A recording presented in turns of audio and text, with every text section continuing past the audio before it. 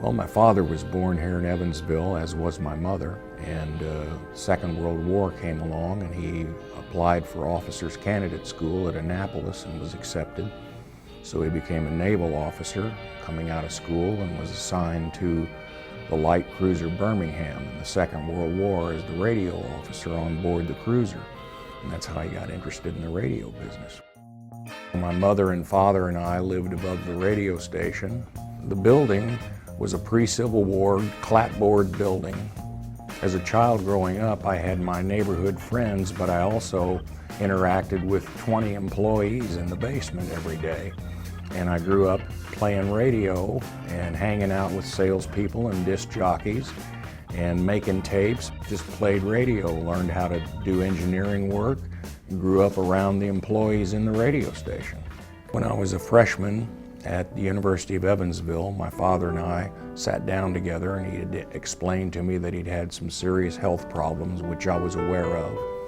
Didn't know how long he had to live and wanted to know if I wanted to continue in the business. And I told him yes, there was no question about it that I did.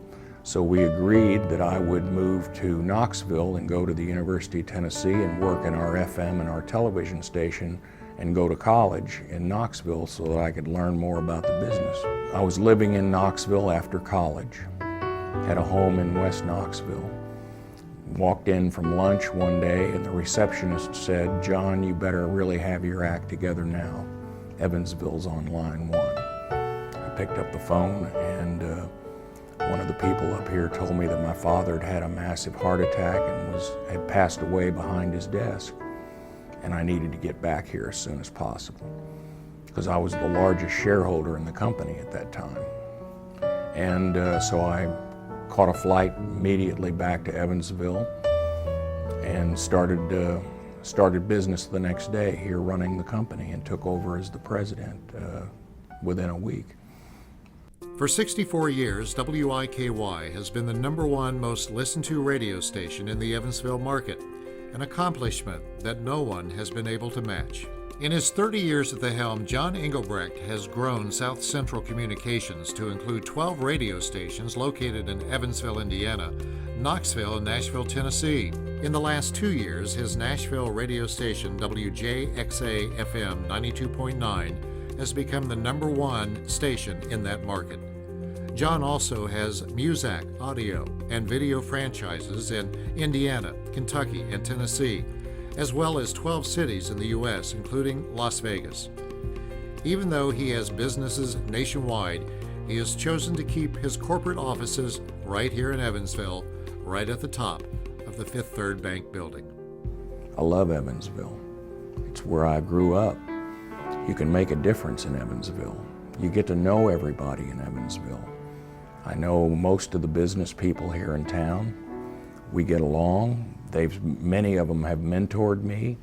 I've been able to learn, and I've been given an opportunity to serve in this community that I would not have had an opportunity to serve in a much larger city like a Nashville or a Las Vegas or someplace like that. Well, my son JP had a desk in my office since he was 7. And one Saturday when he was about 12, he turned to me in my office and said, "You know what my favorite thing to do in the whole world is?" And I said, "No, what is that?" And he said, "Watch you work."